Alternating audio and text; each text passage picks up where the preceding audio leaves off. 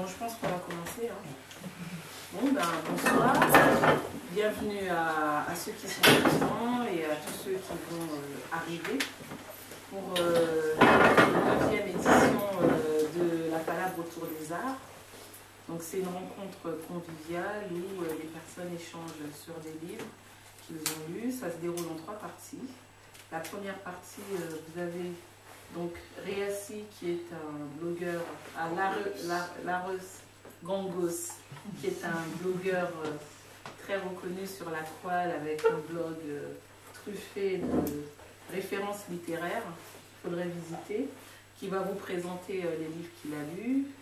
Ensuite, Sahel, un professionnel de la polémique sur Facebook et lecteur à 16 heures, qui va également vous présenter les livres qu'il a lus. Il y a une petite absente, Grâce, qui va pas tarder, lectrice acharnée. Donc voilà, ça va se dérouler en 3 parties. La première partie, on va vous parler de nos livres. La deuxième partie, on aura le plaisir de recevoir un auteur qui va nous parler de son œuvre.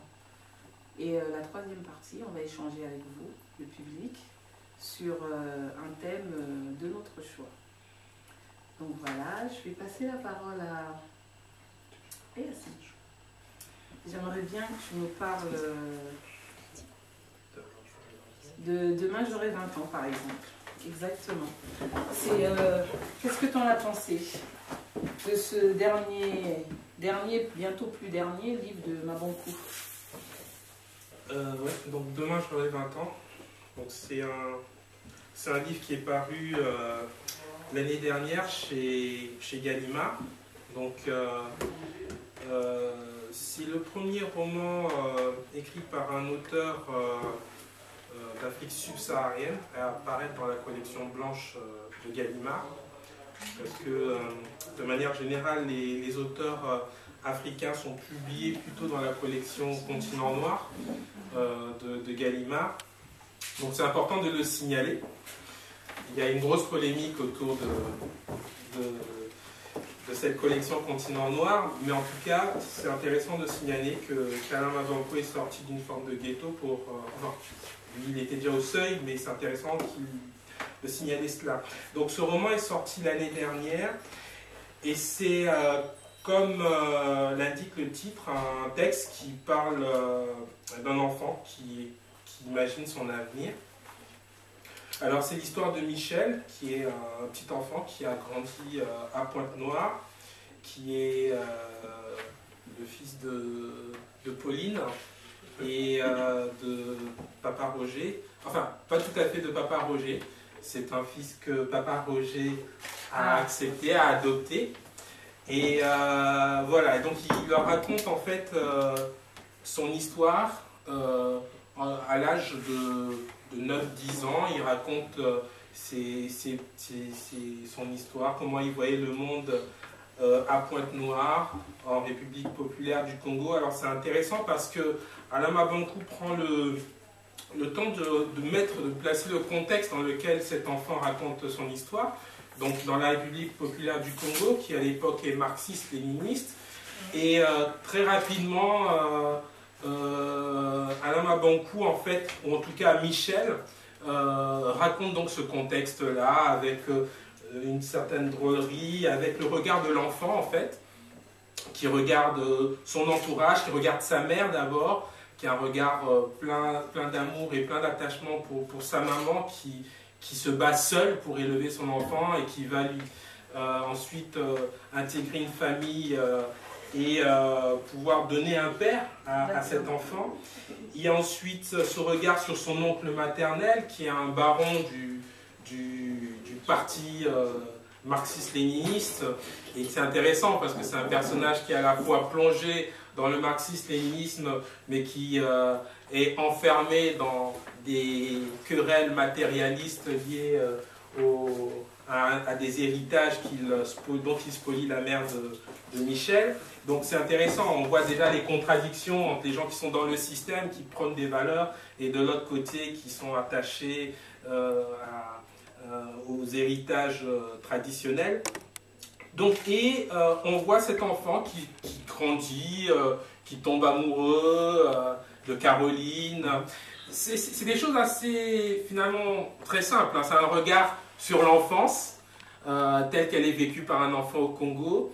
Et en même temps, c'est un regard ouvert parce que cet enfant a déjà une vision du monde qui est très élargie par la radio qu'il écoute avec son père, avec Papa Roger. Il écoute la voix de l'Amérique. Hein. Bon, certains écoutaient RFI, d'autres écoutaient la voix de la Révolution congolaise. Bon, lui, il écoutait la voix de l'Amérique. Et on voit très bien que c'est dans un contexte très protégé. Hein. Son père s'enfermait dans la maison pour écouter cette radio réactionnaire, puisqu'américaine. Donc voilà, et il a une vision du monde à la fois centrée sur ce qui se passe, sur ses amis, sur sa copine, sur sa maman qu'il aime énormément, et en même temps il a ce regard sur le monde. Il parle du chat d'Iran, la chute du chat, du chat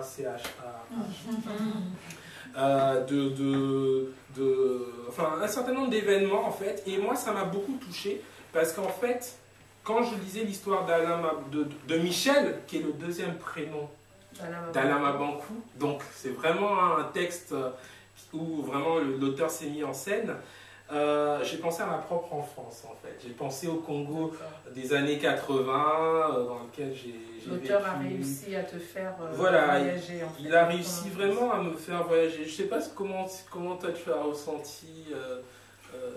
Alors moi, par rapport, faut savoir que la plupart des événements dont il nous fait part, c'est tout ce qui se passe à peu près dans les années 70 aux années, on va dire, 80. Donc moi, la plupart des événements forcément qui sont liés dans les années 80, donc je ne les ai pas connus. C'est comme ça en fait à travers les événements, je rebondis sur ce qu'il disait tout à l'heure, où en fait il décrit à chaque fois, parce que on le voit grandir à travers les événements qui se passent en périphérie, donc c'est-à-dire que ce soit aux États-Unis ou en France, justement à travers tous les événements qu'il entend à travers la radio, justement de Papa Michel. Voilà. Et donc par rapport à ça, en fait il décrypte par rapport justement à son regard d'enfant, il a une certaine candeur par rapport à ça, où il décrit des événements, mais lui avec son regard d'enfant. Comme j'en prends un par exemple, moi qui m'a vraiment fait sourire, c'est quand à un moment donné il parle de Mère Teresa et qui on a remis donc, le prix Nobel de la paix, et il a une phrase qui m'a vraiment fait sourire, c'est vraiment l'air de dire c'est qui cette femme-là qui va dans des pays de musulmans avec des sœurs chrétiennes, donc elle cherche la bagarre. C'est comme ça qu'il traduit une chose. Ou une autre, pareil, où à un moment donné on parle de la mort de Jack Milsring, et là pareil, il y avait une phrase, il avait dit vous aurez ma peau, un jour vous aurez ma peau. Et de là il nous décrit maintenant tous les jeunes au Congo à ce moment-là aussi qui traduisent, qui reprennent cette phrase en disant aussi, les jeunes ont dit ouais personne, vous aurez aussi ma peau. Et là encore une fois il reprend cette phrase en disant mais il a vraiment ce regard vraiment d'enfant qui est très simple, hein. Il prend la phrase, il est assez pragmatique, il dit mais qui voudrait la peau de quelqu'un? Et surtout, en plus, je veux dire, ça intéresserait qui serait intéressé d'avoir la peau d'une personne, quoi. Donc c'est vraiment ce petit regard, j'allais dire naïf, de l'enfant, qui décrypte en fait le monde des adultes. Moi, c'est vraiment là-dessus que j'ai apprécié le bouquin. Maintenant, je trouve qu'il y a trop de personnages. Il y a vraiment énormément de personnages. C'est-à-dire, si on élude Maman Pauline, donc il y a quand même, je ne sais pas si on a fait ça, je l'ai relevé, qu'il y a quand même ce problème où elle cherche quand même à avoir un second enfant. Oui. Voilà. Donc si on élude ça, si on élude aussi le fait, Papa Michel, lui, qui parle un petit peu de sa position sociale, comment elle évolue. Après, il y a vraiment plein de personnages autour qui n'ont pas une importance par rapport on va dire au livre, par rapport à ce moment-là, étant donné ça fait vraiment beaucoup de personnages que j'avais franchement du mal à suivre. Il nous fait aussi part de ses amours, hein, avec j'ai eu Caroline, donc voilà, mais toujours vraiment avec ce regard d'enfant où Andoni parle carrément comme s'ils étaient vraiment mariés, s'ils étaient un couple, Andoni genre il nous dit je divorce carrément parce que... Ouais, tout ça à 9 ans. En fait, c'est à travers les événements, parce qu'il cite jamais son âge, en tout cas moi je ne l'ai pas relevé comme ça, et on le voit grandir justement par rapport aux événements qui se passent dans le monde. Et c'est là qu'on s'aperçoit que petit à petit il grandit, même si ça ne va pas trop loin. Je pense que Moi j'ai l'impression que ça s'arrête à 12-13 ans, parce que sinon... Et quel est le rapport du livre, alors, du titre du livre alors, Demain j'aurai 20 ans? Pourquoi Demain j'aurai 20 ans? En fait, Demain j'aurai 20 ans, bon, il se construit, hein, il regarde le monde des années 80, mais c'est un enfant qui construit son imaginaire, donc il commence déjà à se projeter. Demain j'aurai 20 ans, c'est le titre d'un poème de Chikae Utamsi. D'accord. Et ce qui est intéressant, c'est que Chikae Utamsi était aussi appelé le Rimbaud noir. Il y a d'ailleurs un bouquin qui est un texte qui a été écrit par un universitaire qui a fait le parallèle entre les textes de Chikae Utamsi et Rimbaud. Et Rimbaud est un personnage dans le livre.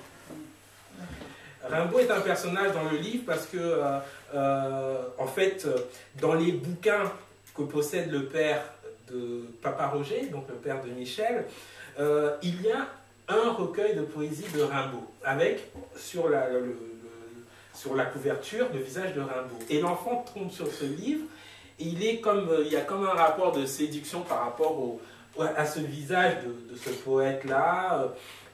Donc, il y a une très forte référence à Rimbaud, et derrière Rimbaud, il y a une référence finalement à Chikae Utamsi. Donc c'est un jeu, je pense, qui est réel. Et je voudrais vraiment rebondir sur ce qu'a dit Staël, sur la dimension, le désir d'être aimé. C'est vraiment un roman qui touche au niveau de l'émotion. Je ne sais pas si tu l'as ressenti comme ça, mais il y a des petits moments comme ça d'émotion où on voit cet enfant, il voit sa mère qui se bat, qui n'arrive pas à avoir un deuxième enfant. Et lui, déjà, il intègre la famille de son beau-père, où il y a déjà pas mal d'enfants, et ainsi de suite. Et il se sent un peu menacé par ce désir qu'a sa mère d'avoir un deuxième enfant. Donc voilà, c'est vraiment un roman sur l'amour, sur le désir d'être aimé, sur les troubles de l'enfance finalement, les choses que l'on garde en soi et que parfois, le temps d'une lecture, on retrouve et on se dit je n'ai pas été seul à vivre ça. Enfin, je n'ai pas vécu ça, mais en tout cas, voilà. D'accord.